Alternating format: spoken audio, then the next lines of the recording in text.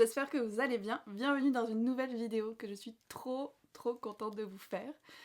Je dis ça à chaque fois, mais là c'est particulièrement vrai parce que, comme vous le voyez, je ne suis pas toute seule, je suis avec Erika de la chaîne Chillriri et Mamaki de la chaîne Sous le ciel.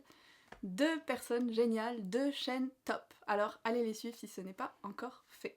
Et donc la vidéo d'aujourd'hui ça va être un vlog lecture, mais pas n'importe lequel, puisque ce qui va se passer c'est que Erika et Mamaki vont chacune me recommander une de leurs lectures 5 étoiles et je vais les lire et on va voir qu'est-ce que j'en pense. Si pour moi aussi c'est des 5 étoiles ou pas, on va voir.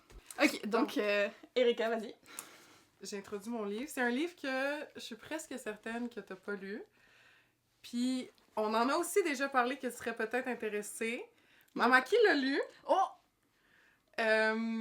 Puis, moi, j'ai plus aimé que Mamaki. Mamaki, je pense que c'était un petit peu comme lecture. Oh mon dieu, j'ai un guess dans ma tête, mais je veux pas le dire. Donc, j'ai choisi pour Elise Je savais! Normal People de Sally Rooney. Je sais pas, toi, qu'est-ce que tu vas en penser. Parce que ça se peut que peut-être les personnages vont taper ses nerfs. Que c'est genre, get it together, parlez-vous quelque chose, faites de quoi. Mais moi, c'est ce que j'ai vraiment aimé de cette lecture. Parce que des fois, c'est difficile de parler de ce qu'on ressent, tu vois. Oui, mais je me souviens d'avoir vu tes vidéos où tu parlais de ce livre-là et tu m'as quand même donné envie de le lire. Fait que j'étais comme, c'est l'occasion pour que tu le lises. Pour me forcer et que j'ai pas le choix. Non! Puis moi, je l'ai pas détesté. Mais c'est dur de savoir comment on se sent en lisant ce livre. Ouais, ouais. Puis il y a pas de quotation mark aussi, fait qu'il y a du monde qui trouve ça gossant, mais moi, ça m'a pas trop dérangé. Ça, je pense pas non plus que ça. Mais... Puis c'est pas une folle annotation que j'ai faite dedans. J'ai mis des petits post-it. Fait que si tu veux l'annoter, go crazy. Ok, parce que j'ai déjà emprunté un autre livre à Erika qu'elle m'a laissé annoter aussi. Donc, Oui. it's Oui. becoming a thing. Moi, j'aime bien parce qu'après, je veux le relire, ce livre, pour pouvoir comme moi aussi l'annoter comme il faut. Mais quand il y a les annotations de quelqu'un d'autre, en plus, c'est genre even more special, je pourrais jamais me débarrasser de ce livre. Tu vois? Oui, c'est ça. Donc voilà! Merci. J'ai tellement hâte que tu le lises! Donc je vous en redirai un petit peu plus sur l'histoire et le résumé quand je l'aurai commencé. Mais je pense que ça va me faire sortir un petit peu de ma zone de confort et de mes goûts habituels. Donc je suis curieuse. Et puis Erika, c'est ça, elle avait fait plusieurs vidéos où elle en parlait. Et ça m'avait donné envie de ressentir les choses qu'elle ressentait en le lisant en fait. Donc on va voir ça. I felt too much for them. Ok, alors pour le livre que je t'ai choisi, j'y vais encore dans la thématique d'encourager les gens dans des genres littéraires que c'est peut-être pas leur truc de prédilection. Mamaki! Mais- Ça fera un petit lit. Non, j'y ai pensé, mais j'ai pensé que c'était trop évident. Alors, ben, tu devines, t'as mentionné récemment que tu essayais de te lancer un peu dans les thrillers, les romans policiers et tout. Et j'ai décidé d'y aller avec le premier roman policier thriller pour lequel j'ai eu un coup de cœur dans ma vie de lectrice. Oh. Et donc, ça fait très longtemps que je l'ai lu. Et donc, c'est Le poète de Michael Connelly.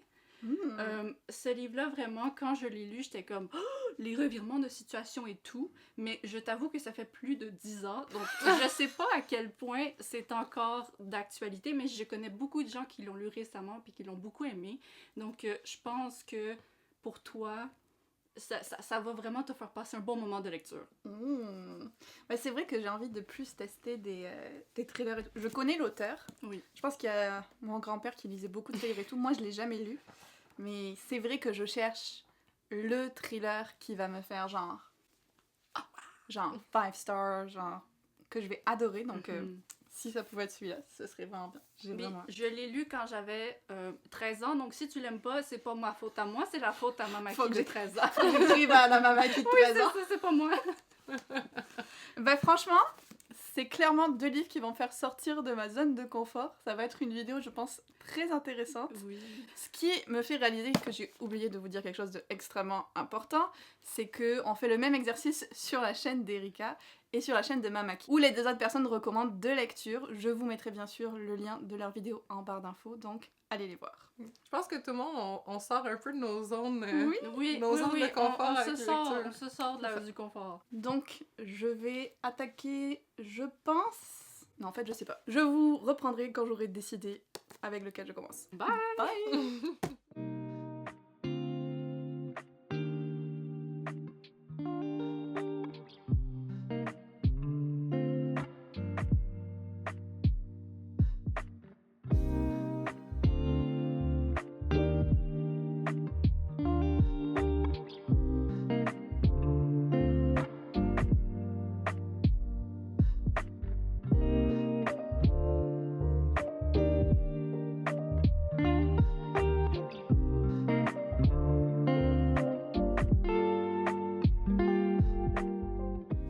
se retrouve pour une nouvelle update de salle de bain parce que je dois me préparer pour le travail ou je vais être en retard.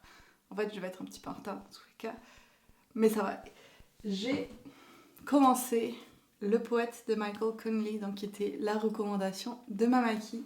J'ai lu un peu plus d'une centaine de pages et je me suis dit que j'allais vous en parler et je voulais faire cette update maintenant en fait, au cas où j'arrive à le lire un petit peu plus pendant la journée.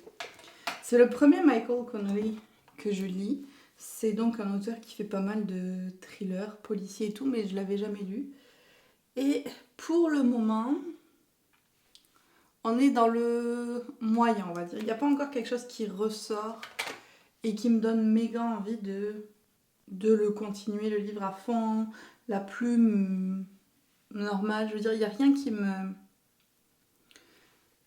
qui m'enthousiasme particulièrement dans le livre. Je suis pour le moment assez neutre. On a un reporter qui se spécialise dans tout ce qui est crime violent, mort, suicide, homicide et tout ça, que des trucs joyeux. Son nom c'est Jack. Et au début du livre, il découvre que son frère jumeau Sean, qui est policier, se serait suicidé. Notamment à cause d'une affaire d'une jeune fille qui avait été retrouvée dans des circonstances abominables. Donc on lui apprend que son frère se serait suicidé. Lui, il est comme assez dévasté par ça, ce qui peut totalement se comprendre. Et puis, il va quand même décider d'écrire un article sur la mort de son frère. Et en faisant ça, il va découvrir qu'il y a un autre policier qui est mort dans des circonstances un peu étranges aussi. Donc c'était vu comme un suicide, mais il y avait certains éléments en commun.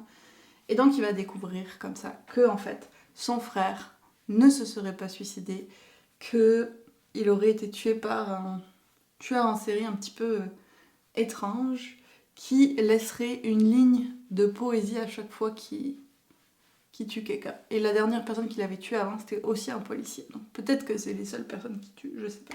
Qu'on a un peu cette enquête-là qui se met en place.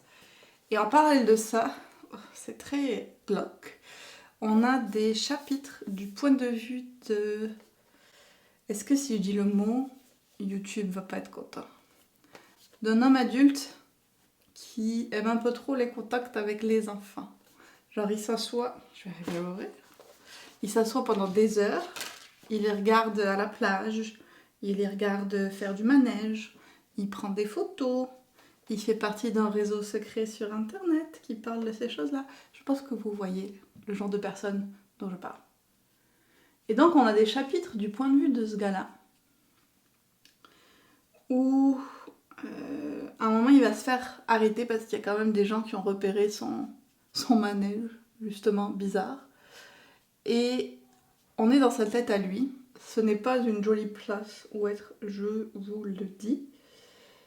Et on voit qu'il essaye vraiment de jouer avec la police et de s'en sortir, et parce qu'ils n'ont pas d'éléments vraiment contre lui pour ce type de crime. Et on voit vraiment qu'il fait partie de quelque chose de plus gros qu'une seule personne. Alors on se dit, est-ce qu'il y a un rapport avec le meurtre des policiers? Pourquoi est-ce qu'on a le point de vue en fait de ce gars-là? Qu'est-ce que c'est son rapport avec l'histoire? Est-ce que c'est un rapport avec le dossier sur lequel enquêtait Sean, qui est le frère jumeau décédé de Jack? On a toutes ces questions-là un petit peu en tête, mais pour l'instant je suis pas en mode oh là là, il faut que je sache, il faut que je sache. Je le lis et j'attends de voir qu'est-ce qui se passe. Alors il y a un truc aussi qu'il faut que je vous dise, je vais pas le détailler parce que ça touche à mon travail, vous savez, j'en parle pas beaucoup ici, mais disons que ce type de journaliste-là, c'est quelque chose que je connais plus ou moins indirectement avec mon travail. Et certaines choses qu'il décrit, je les reconnais vraiment du coup. Et c'est des trucs qui m'énervent. Donc ça, c'était un petit peu comme un point négatif pour Sean dès le départ. Mais je me suis dit, ok, on va mettre les sentiments personnels sur le côté et lui laisser sa chance de bâtir son intrigue et tout ça. Et on verra bien qu'est-ce qui se passe. Mais le fait est qu'une centaine de pages plus tard, comme je vous disais, j'ai pas d'intérêt particulier ou d'envie trop particulière de continuer. Je me sens très mal en disant ça, désolée Mamaki, c'est toi qui me l'as recommandé. Et puis il y a encore beaucoup de chances que ça change parce que le livre fait presque 500 pages. But that's where we are now. C'est là où on en est. Je vais essayer de le continuer au maximum aujourd'hui, bien sûr. Enfin, surtout ce soir, parce que là, je vais aller travailler toute la journée. À ce midi, j'ai rendez-vous chez le dentiste. J'adore toujours ça. Par contre, dans les trucs cool, aujourd'hui, ça devrait être la première journée où je vais au travail en vélo.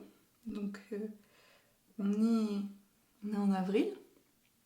On a eu notre dernière tempête de neige, enfin j'espère la dernière, la semaine dernière. Donc, je me dis pourquoi pas le vélo. Ils ont prévu 15 degrés aujourd'hui. Et c'est quand même un petit peu plus rapide pour moi que d'y aller en transport en commun.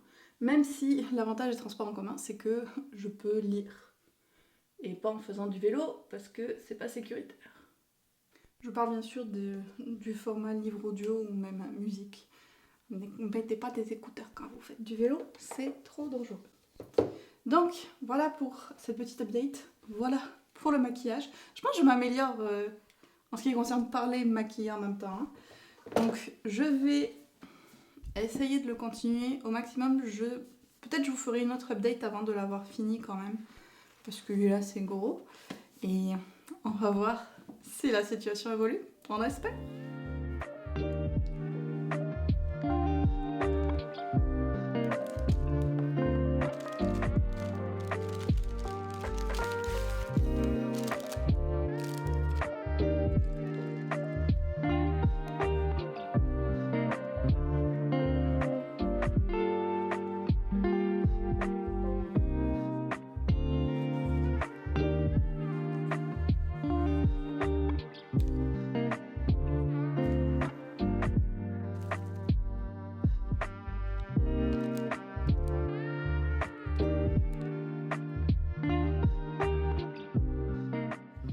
Guess what? Oh, non mais j'ai oublié. Ma petite pince. Ça y est, j'ai fini le poète. Et je dois avouer que ce qui m'a sauvée avec ce livre, c'est que j'ai trouvé la version audio sur BookBeat, ce qui m'a permis de l'avancer beaucoup plus rapidement que je l'aurais fait autrement, parce que ma semaine était très très chargée niveau travail et j'avais pas tant de temps de lecture. Donc là, avec le livre audio, en plus, j'ai vraiment bien aimé le narrateur, Benjamin Jungers. Je sais pas si j'ai lu d'autres livres narrés par lui, mais en tout cas, là, j'ai vraiment bien aimé pour ce livre-là. Donc ça a été un format beaucoup plus agréable pour moi pour cette lecture-là. Et vu que je vous parle de BookBeat, j'en profite pour vous dire que jusqu'à fin avril, j'ai un code, un lien dans ma barre d'infos qui vous donne accès à 2 mois gratuits si vous voulez tester l'application et les livres audio. J'ai partagé pas mal de recommandations sur Instagram de ceux qu'ils avaient et j'étais super contente de voir qu'ils avaient celui-là. Donc comme je vous disais, j'aurai mon code en barre d'infos. Par contre, seul bémol, c'est qu'il est malheureusement valide uniquement en France. Mais j'en reviens maintenant à mon avis sur ce livre-là. Malheureusement, ça a été une lecture vraiment moyenne pour moi. J'avais deviné pas mal de trucs déjà. Ça gâche pas tout dans un thriller, mais ça gâche quand même un petit peu les choses quand t'as pas cette envie de à tout prix savoir ce qui se passe parce que tu vois directement où l'histoire s'en va. Donc c'était assez prévisible pour moi comme livre, même si il y a eu un petit twist à la fin que j'avais vu venir, mais peut-être un petit peu moins d'avance. Donc il y avait ça déjà qui du coup a fait que j'étais pas tant dans l'histoire. J'ai eu aussi un petit peu de mal avec la façon dont les personnages féminins étaient représentés dans ce livre-là. Je trouvais qu'ils étaient quand même très sexualisés de façon générale. Et d'ailleurs aussi qu'il y avait un truc que je retrouve à chaque fois que je lis un thriller par un auteur masculin, ce qui fait que je n'en lis quasiment plus, c'est que il y a des représentations du sexe ou des rapports sexuels comme quelque chose de sale. Je sais pas comment l'expliquer autrement, mais un truc comme ça. Et ça me faisait pareil avec Stephen King aussi d'ailleurs, avec d'autres que j'ai testés. Et lui, on va être honnête, c'est quand même pas le pire. Il y avait aussi des trucs plus positifs, on va dire, par rapport à ça. Mais quand même, je trouvais qu'il y avait cette représentation-là dont je suis pas fan. On parle aussi beaucoup de, comme je vous le disais un peu plus tôt dans le vlog, de personnes adultes qui aiment un peu trop les enfants. Je le dis comme ça pour pas dire le mot pour YouTube, mais vous voyez ce que je veux dire. C'est vraiment très présent et je trouvais qu'il y avait un peu un cliché par rapport à ça, sur le fait que... Bon, il y avait 2 clichés en fait. Un que je peux un peu plus comprendre à la limite, mais l'autre m'a vraiment saoulée.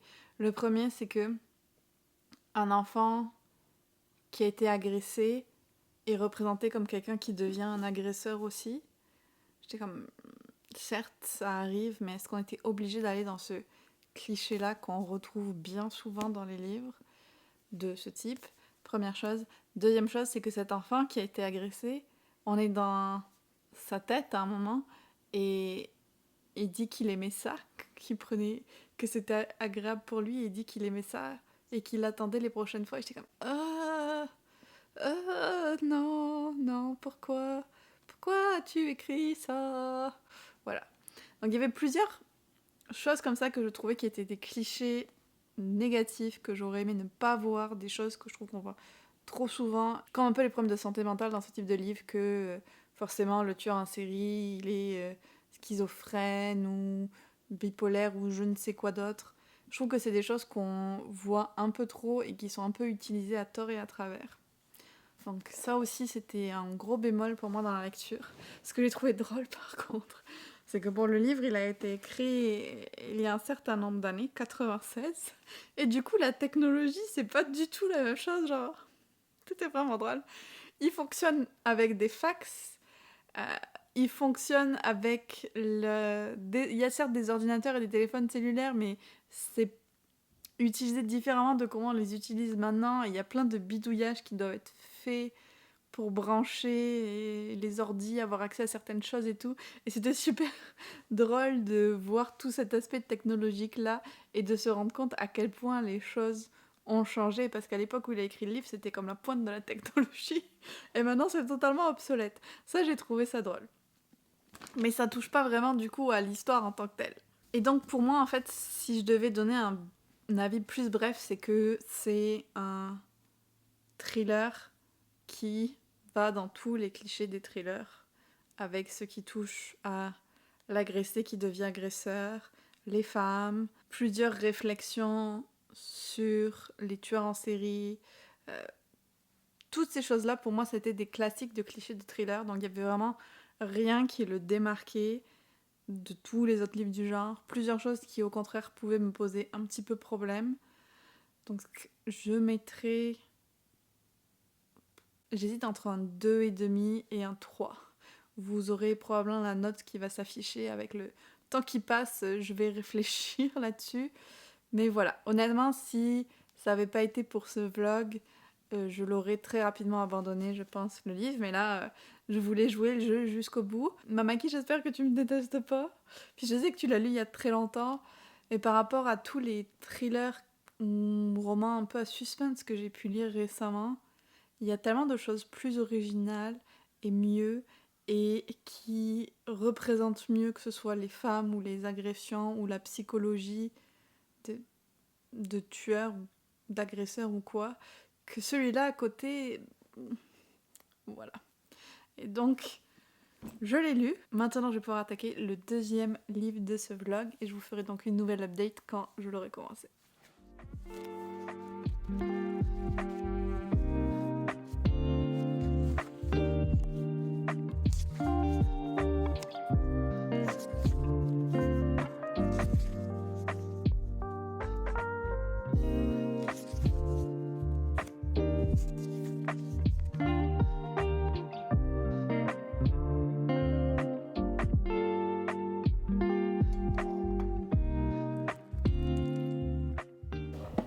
Je profite de refaire infuser mon thé pour vous faire une petite update sur la nouvelle lecture que j'ai commencée pour ce vlog, Normal People. Et je souffre déjà tellement parce que j'ai trop de la peine pour un des personnages.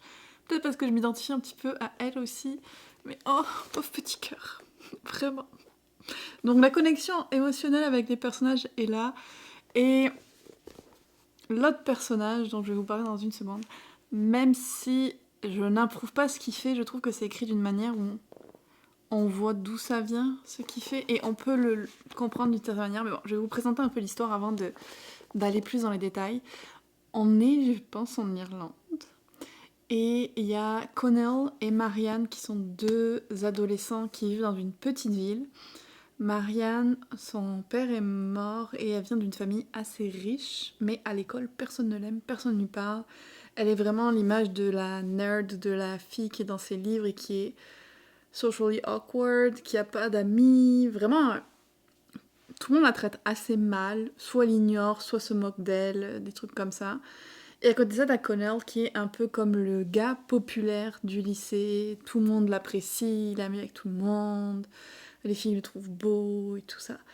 Sauf que lui, sa mère est femme de ménage et justement, elle est femme de ménage pour la famille de Marianne. C'est comme ça qu'ils ont appris à se connaître. Et il se trouve que à l'école, ils l'ignorent totalement. Mais en dehors de l'école, ils discutent ensemble. Et rapidement, il va y avoir une relation amoureuse. Ils vont devenir intimes physiquement, qui va se nouer entre eux, mais Connell continue à ignorer Marianne à l'école, continue à faire comme s'il la connaissait pas, comme si elle l'intéressait pas, et tout ça, vraiment... On peut pas dire qu'il la traite très bien à ce niveau-là. Il la traite vraiment comme un dirty little secret, quelque chose dont il veut parler à personne, comme il a honte. Et c'est vraiment difficile à lire, parce que nous, on est dans la tête de Marianne, qui est quand même assez... consciente de tout ça, mais qui, elle, au contraire, est honnête avec ce qu'elle ressent et le reconnaît et l'assume. Tandis que lui, il est vraiment en conflit interne entre la personne qui veut sembler être auprès de ses amis et tout, et la personne qui est vraiment à l'intérieur. Et malheureusement, la personne qui veut paraître, qui n'est pas nécessairement la meilleure personne, est celle qui l'emporte. Et il fait un truc à Marianne qui lui fait beaucoup de peine, et qui va mettre fin un petit peu à leur relation. De ce que je crois comprendre, c'est qu'ils vont continuer à se croiser plusieurs fois dans leur vie et tout. Et voilà, il lui a vraiment fait un sale coup et je suis curieuse de voir comment leur relation va continuer à évoluer, sachant que pour le moment, là, elle peut plus lui parler. Et ce qui est un autre aspect important du livre, c'est que le père de Marianne était violent envers sa mère, et il était violent envers elle aussi. Et même le frère de Marianne, on voit qu'il est un petit peu violent, ou en tout cas que... il utilise une certaine agressivité envers elle. Et il y a un passage qui m'a vraiment marqué, en fait, que j'ai lu, je vais vous le lire. Est-ce que ce livre, il a été traduit? Je pense que oui. Hein. Denise, donc c'est la mère de Marianne, decided a long time ago that it was acceptable for men to use aggression toward Marianne as a way of expressing themselves. As a child, Marianne resisted, but now she simply detached as if it isn't of any interest to her, which in a way it isn't. Donc, ça dit que la mère de Marianne a décidé il y a longtemps que c'était acceptable pour les hommes d'utiliser un comportement agressif envers Marianne dans leur façon de s'exprimer. Qu'au début, Marianne, elle résistait à ça, mais qu'elle a appris plutôt à se détacher, je dirais même jusqu'à se dissocier un petit peu pour faire face à ça, ce qui est un mécanisme d'adaptation. Et ça me fait vraiment trop de la peine pour Marianne parce qu'elle a vraiment le cœur ouvert et oui, elle n'est pas nécessairement dans les mêmes activités que les autres et tout, et elle se sent pas à sa place, et peut-être qu'elle a une manière de voir les choses un peu plus analytique, mais elle est aussi très très sensible. Et on dirait que les gens le voient pas du coup parce qu'elle se protège en ne montrant pas ce qu'elle ressent. Et je crois qu'elle dit à un moment son visage exprimait tout à la fois, ce qui était comme ne rien exprimer du tout. J'aime vraiment bien l'écriture dans ce livre, mais en même temps elle est vraiment étrange parce que déjà quand les personnages parlent, et ça je le savais, il n'y a pas de tiré ni rien, c'est vraiment dans le texte. Et c'est genre les premières pages c'était comme machin dit ça, puis machin dit ça, puis truc dit ça. Et j'étais comme oh, c'est vraiment bizarre. Puis c'est aussi une écriture assez froide quand même, genre assez détachée. Quand tu lis les actions que font les personnages, tout est à la troisième personne. Et je trouve qu'on a vraiment une perspective presque de voyeur de ce qui se passe et c'est assez étrange. C'est pas mon style d'écriture préféré à ce niveau-là, mais en termes des mots qui sont utilisés, on va dire, je trouve qu'il y a vraiment des beaux passages. D'ailleurs, Erika devait le penser aussi parce qu'elle a mis pas mal de post-it. Et ça, j'aime vraiment bien. Mais c'est assez perturbant comme style d'écriture et oui, je trouve qu'il y a un côté assez froid et détaché un petit peu. Alors un coup on est dans la tête de Connell, un coup on est dans la tête de Marianne. Ce qui permet de comprendre aussi un peu les choix que fait Connell entre voilà, ce qu'il ressent pour Marianne et comment lui veut se protéger, toujours être apprécié à l'école et tout. Alors d'un côté, je peux comprendre ses craintes, mais de l'autre, je lui en veux pour les choix qu'il fait et à quel point ça affecte Marianne et comme... C'est ça, au final, il lui fait de la peine pour se protéger lui de possibles conséquences ou de se trouver ostracisé à l'école ou je sais pas quoi faire. Quand on le regarde avec un œil d'adulte, on se dit vraiment que il fait les pires choix, mais je pense qu'en se mettant à sa place en tant qu'adolescent, ce serait probablement pas le seul adolescent qui ferait ces choix-là. Donc j'essaye de lui donner un peu de loose, mais c'est pas facile. Les histoires d'adolescents, en principe, vous le savez en plus, ça me saoule rapidement, mais là, franchement, ça va, parce que je trouve que les deux personnages sont quand même très touchants à leur façon. Et puis oui, la manière dont c'est écrit fait qu'on a quand même un certain espace avec eux. Alors j'ai hâte de voir comment ça va continuer. Comme je vous dis, je suis très touchée par le personnage de Marianne et ça me fait trop de la peine qu'elle ait été traitée comme ça. Donc j'espère que ça va s'améliorer pour elle. Mais bon, le livre est pas fini. Je sais pas si c'est un livre qui finirait bien ni rien. Donc on va voir. Ils sont à l'université maintenant et les choses ont bien changé. Maintenant c'est Marianne qui est populaire, qui a un copain, qui a plein d'amis. Et Connell qui n'arrive pas à trouver sa place et qui a des difficultés. Et on voit aussi comment ça a été difficile pour lui après qu'il ait fait le choix des actions qu'il a fait envers Marianne. Et j'ai pas trop de pitié envers lui, j'ai envie de lui dire bien fait pour toi. Parce que tu peux bien faire le malheureux et avoir des problèmes maintenant, c'est toi qui as fait les choix qui t'ont mis dans cette position. Et même quand il la revoit à l'université, il n'est pas capable de s'excuser. Donc je veux pas dire que j'ai vraiment la pitié pour lui, au contraire, je suis contente un petit peu qu'il ait souffert aussi parce qu'il l'a fait souffrir. Et je pense que lui, il a vraiment des problèmes d'anxiété et d'insécurité, mais c'était pas une raison pour la traiter comme il l'a fait, ou pour quand il la revoit, ne pas s'excuser et faire comme s'il avait rien fait ou quoi. Donc je suis contente que maintenant ce soit lui qui soit un peu dans sa position parce que au moins il se fait pas comme intimidé ou quoi que ce soit lui. Il a juste pas d'amis. Donc j'ai envie de dire ça lui apprendra. Voilà, j'ai pas de pitié. Bon bah il est minuit et quart et au final j'ai fini de lire le livre donc j'ai lu d'une traite et I really don't know how I feel about it. Je sais vraiment pas. Je suis même pas sûre de qu'est-ce que j'ai lu et je sais absolument pas qu'est-ce que j'en pense. Je sais pas. Les personnages vont vraiment pas bien mentalement dans ce livre-là, les pauvres. Et ça va pas mieux à la fin. Franchement, je sais pas. J'ai besoin d'y réfléchir, je crois. Je vais y penser, essayer de voir comment je me sens par rapport à ce que j'ai lu, et je vous donnerai mon avis demain. 3 days later. Franchement, je suis tellement la pire personne pour filmer les fins de vlog et les conclusions de vlog. C'est catastrophique, je vous jure.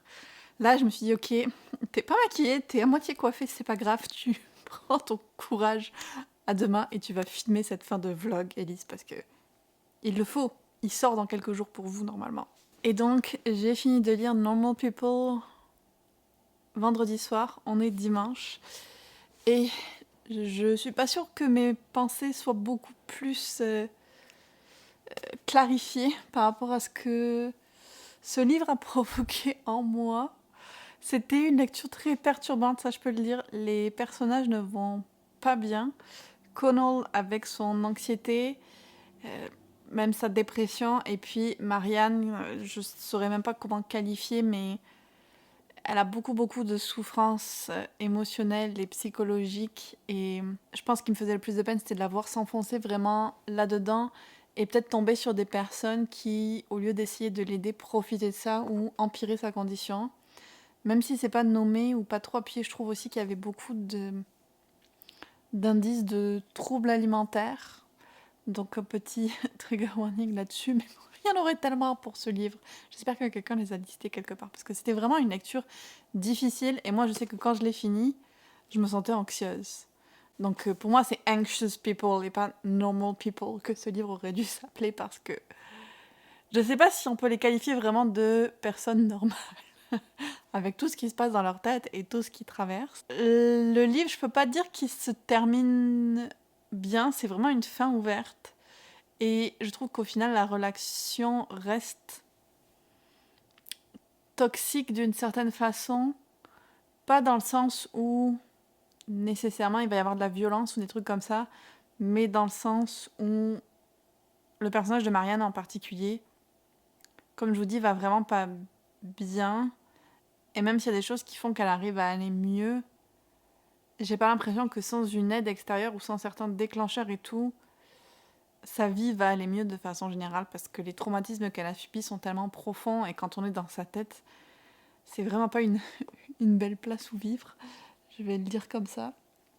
Donc j'avais vraiment, depuis le début, beaucoup de peine pour son personnage, mais là, ça atteint un autre niveau avec la suite du livre et un certain sentiment de désespoir qui accompagnait ce qu'elle traversait et de talent de souffrance, que même s'il y a une petite lueur d'espoir, au final, ce qui ressort pour moi dans ce livre, c'est la souffrance psychologique des personnages et que quand l'histoire finit, elle n'est pas vraiment finie pour eux. Et je me souviens, au début, je pense à ma première update, je vous avais dit que j'avais l'impression d'être un peu un voyeur de la relation. Et c'est vraiment quelque chose qui s'est confirmé, je pense, au fur et à mesure des pages, qu'on a vraiment cette position de voyeur extérieur. Et c'était assez particulier comme lecteur. D'habitude, je me sens plus comme immergée dans l'histoire. Donc, un peu perturbant. Je vous dirais que cette lecture, overall, ça a été une expérience intéressante. Est-ce que nécessairement je voudrais la refaire ? Peut-être pas. Je pense que je suis plus lecture légère, ou en tout cas où il y a une certaine forme de guérison qui s'effectue. Ça, c'était un peu sombre psychologiquement pour moi. Donc, je mettrai, je pense, un 3 sur 5 au livre. Une grosse réflexion, hein. Parce que je comprends pourquoi il y a beaucoup de gens qui l'aiment et je pense que c'est un livre qui fait vivre beaucoup, beaucoup de choses. Mais pour moi, c'est pas nécessairement le genre de lecture qui m'apporte de la joie. Donc, voilà. Alors, maintenant, je pense que, voilà, c'est la fin de ce vlog. J'ai lu 2 livres et j'ai perdu 2 amis. J'espère que les livres que j'ai recommandés à Erika et Mamaki leur ont plus plu, mais au moins, si elles les ont pas aimés, ben, on sera dans le même bateau. Enfin, je veux pas dire que je les ai pas aimés, parce que j'irai peut-être pas jusque-là, mais ça n'a pas été des 5 étoiles pour moi, clairement. Et je suis contente de les avoir testés, parce que voilà, ça m'a fait sortir des lectures que je lis d'habitude, et puis on sait jamais. Franchement, avec la lecture, il faut s'aventurer, il faut tester de nouvelles choses, parce qu'on peut faire de super belles découvertes par moment. Enfin, je dis il faut. Vous faites ce que vous voulez, bien sûr. Moi, j'aime faire ça. J'aime tester des nouvelles choses parce que des fois, on va découvrir des nouveaux coups de cœur. Par exemple, je pense à La mer sans étoiles, que je pensais vraiment pas nécessairement accrocher parce que The Night Circus, le cirque des rêves de la même autrice, je l'avais bien aimé mais sans plus. Et puis au final, c'est une des meilleures lectures que j'ai fait de ma vie. Donc on sait jamais ce qui nous attend avec la lecture et c'est ça qui est chouette. Donc je suis très contente d'avoir pu tester ces 2 livres-là quand même. Et surtout, l'expérience du vlog était fun, de plonger dans l'inconnu comme ça. Donc j'espère qu'on le refera. Je vais m'arrêter là pour cette vidéo et simplement vous dire que les liens pour les vidéos de Mamaki et d'Erika seront dans ma barre d'infos. Dites-moi si vous aimeriez voir plus de vlogs de ce type-là, si vous aimeriez qu'on refasse ça. Si vous avez lu ces livres-là aussi, n'hésitez pas à me dire qu'est-ce que vous en avez pensé. Je serais très curieuse de savoir ça. Et si vous n'êtes pas sûr de quoi mettre, on va y aller avec un emoji détective, en référence au poète. N'hésitez pas aussi, tant que vous êtes là, à vous abonner à la chaîne si ce n'est pas encore fait et à mettre un petit pouce en l'air, ça fait toujours très plaisir. Et on se retrouve très bientôt dans une autre vidéo.